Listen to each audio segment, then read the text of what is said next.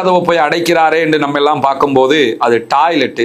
அப்படியே டாய்லெட் கொமடுக்கு பக்கத்தில் கீழே உட்கார்றாரு. உட்கார்ந்துட்டு அவரோட சண்டை பிடிச்ச உமர் வெளியில வந்து கதவை தட்டுறாரு. கதவை திறங்க. ஒரு உணர்வு, அவங்கள காப்பாற்றணும், அதுக்காக சண்டை பிடிக்கிறோம்.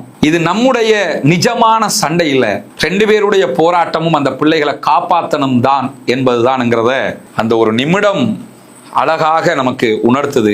வெளியில நின்று கதவை தட்டுறாரு. கதவை தட்டி வெளியே வான்னு கூப்பிடுறாரு. சீஃப் வெளியே வரமாட்டேங்கிறார். எனக்கு கிரீன் சிக்னல், அதாவது காசாவில் இருக்கிறவங்க நாங்கள் போய் காப்பாற்றுறோம்னு சொன்னா தான் வருவேன்னு அவர் உள்ள இப்படியே ஒட்டஞ்சு போய் உட்கார்ந்துருக்கிறாரு டாய்லெட்டுக்குள்ள கீழே கொமடுக்கு பக்கத்தில். வெளியில இருந்து உமர் கேட்கிறார், அப்ப என் செல்போனை தாங்கன்னும் போது செல்போனை கையில் எடுத்துட்டு டென்ஷன்ல செல்போனை அவர் யூஸ் பண்ணி கொண்டிருக்கிறாரு. உள்ள இருக்கிறவரும் செல்போனை யூஸ் பண்றாரு. திடீரென ஒரு சப்தம், சகோதரி நிஸ்ரின் கத்துரா, கிரீன் சிக்னல் கிடைச்சிருச்சு, அவங்க போறேன்னு சொல்லிட்டாங்கன்னதோட ஓடி எல்லோரும் வர்றாங்க. ஒருத்தர் கட்டி அணைச்சுக்கிறாங்க. கட்டி அணைச்சிட்டு உடனே இஸ்ரேலிய ஆக்கிரமிப்பு ராணுவத்திட்ட இருந்து லொகேஷனை எடுத்து என்ன பண்றாங்கன்னா, அதாவது போவதற்குரிய அனுமதியை வாங்கிட்டோம், நீங்க போங்க அப்படின்னும் போது அங்கிருந்து திரும்ப கேட்கிறாங்க, ஆர்மி சொல்லிட்டாங்களா, இஸ்ரேலிய ஆக்கிரமிப்பு படைகள் சேஃப்டியா போக முடியும்னு சொல்லிட்டாங்களான்னு போது ஆமா போக முடியும்னு சொல்லிட்டாங்க சொன்னதோட காசாவில் இருக்கக்கூடிய காப்பாற்றுகிற சகோதரர்கள் உயிரை பணயம் வச்சு ஹிந்த் ரஜபை காப்பாற்ற போறாங்க.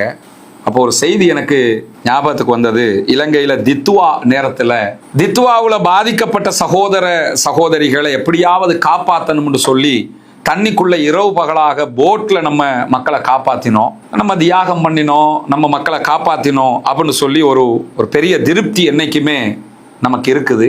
ஆனா இந்த சம்பவத்தை பார்க்கல நம்ம தியாகமே இல்லை மக்களே. நம்ம தியாகம் பண்ணவே இல்லை. நம்ம எந்த ஒரு தியாகமும் பண்ணலை. அவங்க தான் தியாகம் பண்றாங்க. நம்ம தியாகத்தை அவங்களுடைய தியாகத்தோட பக்கத்துல கூட வைக்க முடியலை. ஏன்னா இது தண்ணி, அதுல இருந்து மக்களை காப்பாத்துறோம். அங்க போனா செத்துருவாங்க, இஸ்ரேல் கொன்றுவான் தெரிஞ்சுக்கிட்டே இருந்தாலும் ஒரு நம்பிக்கை தானே ரெட் கிரசன்ட் சொசைட்டியினுடைய டாக்டர்ஸ் போறாங்க. போகும்போது வெஸ்ட் பேங்க்ல இருந்து கமெண்ட் பண்றாங்க, உங்களுக்கும் ஹிந்த் ரஜபுக்கும் இடையில ஒரு 400 to 500 மீட்டர் தான் இருக்குது என்று சொல்லி சற்று நேரத்தில் ஃபோன் கட் ஆகுது. உடனே சீஃப் சொல்றாரு, நம்ம அவங்களையும் இழந்துட்டோம். இஸ்ரேலிய ஆக்கிரமிப்பு படைகள் ஹிந்த் ரஜபையும் அவளுடைய குடும்பத்தையும் மாத்திரமல்ல, காப்பாற்ற போன ஆம்புலன்ஸ்ல போன ரெட் கிரசன்ட் சொசைட்டியினுடைய டாக்டர்ஸ் சகோதரர்களையும் தான் கொன்றார்கள். இன்னா லில்லாஹி வ இன்னா இலைஹி ராஜிஊன்.